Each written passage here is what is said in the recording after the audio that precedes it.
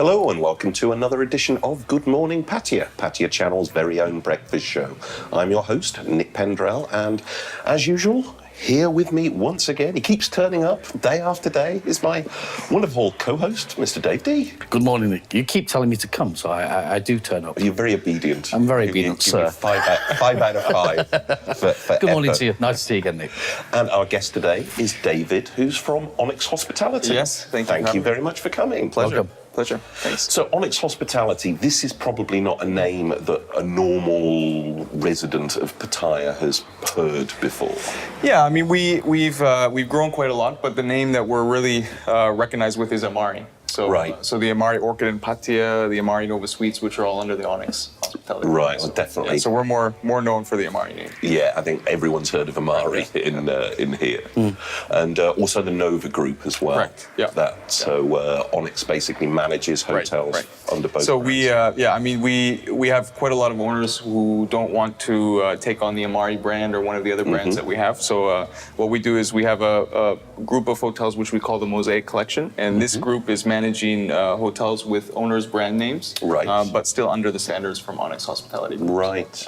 So how many hotel rooms in Pattaya are you managing? Right now we're doing 518 rooms, and then we have another 28-room addition, which is going to be part of Amari Nova Suites, which is Right. going to finish next year. So that will take us up to about 540 rooms. Right. And then just around the corner, all along that same soil, we have another Hotel Nova Express, which should open up within the next couple of years, and that's another 107 rooms. So it's a big portfolio. What's the marketing sort of side of it that you do? I mean, how do you market your brand? Well, it's very different because we have the 4 different hotels. One of the hotels is down in the entertainment district, so we really go after a lot of groups and leisure travelers. The other hotels, Amari Nova Suites, Nova Gold, and Nova Park, are more in the center of Pattaya. Yeah. So that's more for the corporate guests and incentive groups, etc. So we have this different marketing for different properties based on the location and where the guests prefer to stay. So, yeah. Sure. What, obviously, we've had the coup not too long ago. How has that affected business? Really bad. You know, it's in the past, the situation in Bangkok has not really affected Pattaya so much. This time, for some reason, it's really had a strong effect on Pattaya all the way back from March up until now. Really? So, our hotels were used to running never anything less than 90%, and 3 of my hotels are around 40-50% at the moment. So, not good. So it's tough for Pattaya. I think lifting the curfew is going to help. So hopefully we can get back to normal in a couple of months and see the business start to return. So you're managing these 500 odd rooms. So I mean, how can people sort of like get you? Is this where it's like a booking agency online, or what is this? Is it people that want to find a room in Pattaya? I mean, how's it sort of perceived? Well, we have really several channels. So all of the online, Agoda, Booking.com, all of these general online channels, guests can come in and book. They can book directly through our website for all the hotels, and then we have travel agents that we deal with, corporate contracts and things in order to bring the business in. So right now we're really trying to reach out to all of these markets and just scrape together whatever business we can at the moment. So it's in terms of nationalities, who are your biggest clients, and does it vary from hotel to hotel? Yeah, it actually varies from season to season as well. Right, so we're in Nova Platinum Hotel for high season we're mostly Russian nationality, and then once we get into low season it's more Indian and Chinese groups business. For the other hotels it's very different because we're corporate oriented. So we have a lot of Japanese guests, we have a lot of Thai guests which are coming in from Bangkok. We have quite a lot of Korean guests as well. So the mix is different. For all the hotels, we get a lot of Middle East business, which usually comes through Booking.com. Right. So at the moment, that's being affected. But those are the general nationalities, which I think is the same for most of Pattaya. Yeah. What about sort of vetting the rooms? I mean, you say that you've got these 500 odd rooms. I mean, you go out there and, of course, you find hotels or whatever. I mean, personally, do you go into these hotels and look at their standards? Sure, absolutely. Yeah. I mean, we have I have managers in each of the hotels, but on a daily basis, we're always walking through the hotels and looking at the facilities and making sure that we keep the standards up. When we take on new projects, when the company takes on new projects, that's obviously a different process to see if the hotel is up to standard and whether it's feasible for us to manage it effectively. But the hotels that we do manage, we have quite a strong quality control system in place. So on a daily basis, we're making sure our rooms are upkept and our facilities are working order. And on your website, which Nick will speak about a little bit later on in the show, I mean, surely you have like a feedback, that Sure. people can leave their comments and that. I mean, have you got a guy that sort of sits there and looks through all the comments and takes them on board? Yeah, we do. We have a daily briefing where we go through all of that. So on the previous night, we actually have a great system in our hotel where we can see the comments across all channels. So if somebody puts a comment on Agoda or Booking.com or TripAdvisor, it all comes into one page, so we can review that in the morning. And we do that on a daily basis and make sure that we respond to. Yeah, I mean that's the other piece, Nick, isn't it? I mean, on previous shows we've spoke about the feedback and customer relations and that, and sort of acting on people, what people say. If I didn't like this hotel or I didn't like this room because A. Right. I mean, it's good for you guys to act on it and sort it out. And it's to the point now where so much of the business is now moving online that before people are booking hotels, they're going and checking all the reviews, and actually now your reviews are costing you business if you. Absolutely. I mean, your reviews are your business at the end of the day. I mean, you only got to have one guy or 100 guys saying, hey, don't go there. And a lot of people will follow. Yeah, correct. So how long have you been in the hospitality business yourself? Well, I've been now in Asia for about 13 years. Right. So I started in a different area. I started managing membership clubs, private clubs. Okay. And then I had an opportunity which kind of combined the hotel and the private club. So I took that opportunity, and that's kind of what led me into the hotel business. So last 4 years I've been overseeing hotels. Okay. And usually from a project standpoint, so from the building standpoint up until we get them open. Yeah.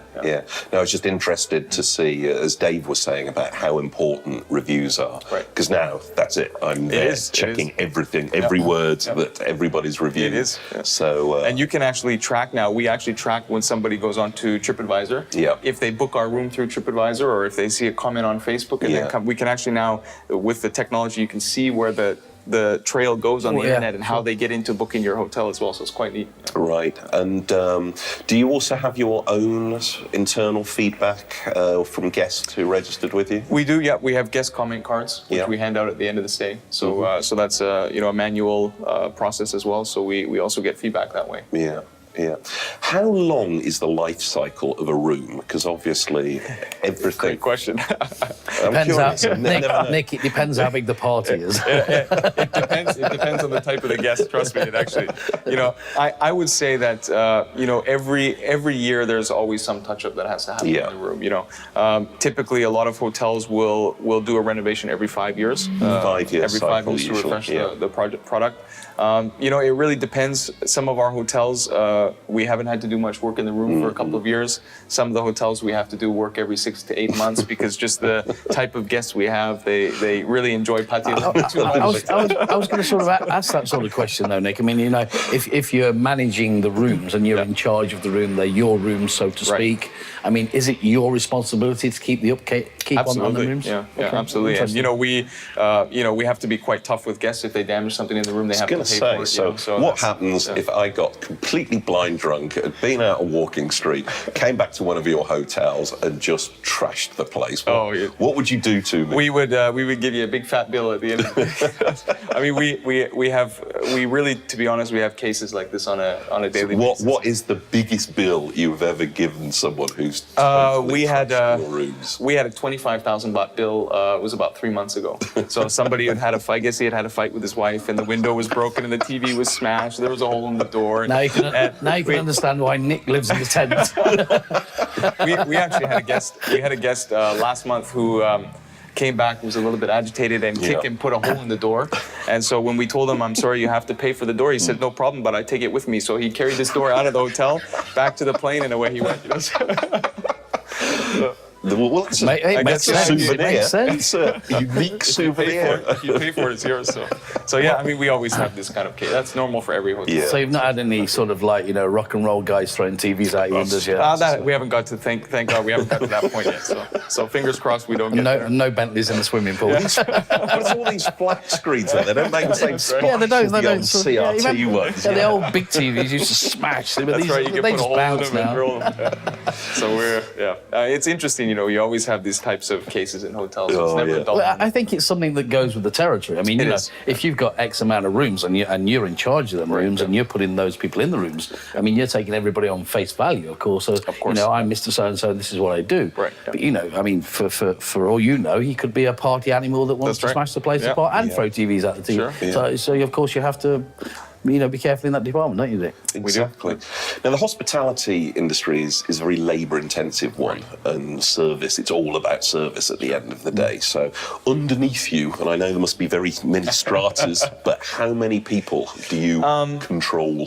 At the moment, within the four hotels, we have about 240 staff. Right. Yeah. So you know, we have 3 hotels which are more service residence hotels, so we don't have a lot of staff because we don't have restaurants, we don't have the banquet facilities, so the staff count is a little bit lower. So usually for 520 rooms, you would have more like 350 staff. So it's a little bit low, but you know, we manage effectively, and it's enough to keep us busy. So how much training is involved? I guess a cleaner needs less training than concierge or you know, somewhat higher level management, but do you put them all through a course? Sure, we do. Yeah, we do. Every month we have different types of training. So we'll have guest service skills training. We even do training on how to deal with Chinese culture and Middle East culture and things like that. We do training also for guest feedback, how to manage to make sure we get better comments. And so a lot of operational training will happen within our department team. So during their duty, during their shift, they'll do 15-minute training or 10-minute training and stuff. So, but it's an ongoing process. You know, your product has to improve, and your staff. Training is also not just about the guests, that if you don't really develop your staff, they will go to the competition, and you know, they need to also feel engaged and like they're learning something on the job, and so that's important. Do staff tend to move around? Because obviously we're in a resort town where there's lots of hotels. Is it difficult to keep hold of your good staff? Yeah, it is. It's very difficult because you have, you know, every hotel when they open, maybe they'll offer a better package for 4 or 5 months or better service charge, and you know, it's a big hotel, and they'll take, you know, staff from each property. So it is tough. You know, you just have to make sure that there's a way of keeping your staff motivated, and I think that's important because, you know, at the same time, staff are also a little bit hesitant to go to a new company and new standards and new procedures, and you know, if they have safety and security in the job and they're happy with what you're providing for them, then hopefully. And of course, there's a lot of spin-offs from the room as well, Nick. You know, like you said, with the staff and that, you know, the laundry services and all that. I mean, you know, there's a lot to it, isn't there? Right. It's very easy for us to sort of sit here and say we have 520 rooms or whatever, but of course, the work behind it, the logistics of looking after 520 rooms is quite a lot, isn't it? Sure, it is. It is. It's not that easy. I mean, it's a lot to take care of. It is. Yeah, I mean, you know, I have a problem with just looking after one bedroom. Me too, actually. There's a lot of moving parts, you know, and you know, from a maintenance side and service side and, you know, kitchen side, and there's just a lot of moving parts, you know. So it's, I mean, it's labor intensive, but it's also fun. You know, there's every day is different. You have different guests in house. You have different activities and events happening, so it's fun. Yeah. So at what stage do you decide now? I mean, now you've got your 580 rooms. At what stage do you decide, okay, we need some more? Well, that's really up to our owners. So, I mean, if it was up to us, we will take, you know, we would take more and more projects. But, you know, in terms of growth, we're open to every opportunity that comes up. I think it's more about not so much the number of rooms we have, but the quality of the projects, and are they, do they fit within our philosophy, and can we manage them effectively for owners? Our portfolio, Right, yeah. Yeah, so it's more about interesting. The portfolio. Yeah, and are you happy with the balance? You've got something to accommodate people of all budgets. Yeah, I mean, for us, for sure, we have we've got from the 3-star all the way up to the 4.5-star deluxe model for our customers, and we have 20 square meter rooms. We have 180 square meter suites. So we've got really a good product. You know, we have one hotel which has got great F&B facilities, the other hotels which have got better pools, and so it's a good mix of products, and you know, it sets us up very well because whatever we cannot take at one hotel might fit at another hotel, so it's easier for us to move the business around. So. And which is your flagship? The flagship is Nova Platinum Hotel, just because it's 270 rooms. It's been around for 7 years. It's got a very good reputation in terms of being next to the entertainment district and stuff. Amari Nova Suites, I would say, is our more deluxe deluxe product, Right. but it's a smaller property. So I would say Nova Platinum is the better. Nice hotel. Yeah. And if people would like to book a stay in one of your hotels, I know they've got lots of different options. Sure. What's the best one for you? Well, I think best thing to do is just give us a call. I mean, give the hotel a call or visit the website. We usually have great deals on our website, and of course, if you give us a call, we can always accommodate whatever requests the guests have. So I think that's the best way. Right. Great Come answer. directly to us. Yeah. Absolutely. I won't say it's because I don't want to pay the commission, right? So. No, it's better. We love to deal with guests one-on-one. And the website address is? www.mosaiccollection.com. mosaiccollection.com. Thank you very much Pleasure. for coming to visit Thanks, us. Dave. Pleasure. That's all Thank we've got time for. See you in part 2.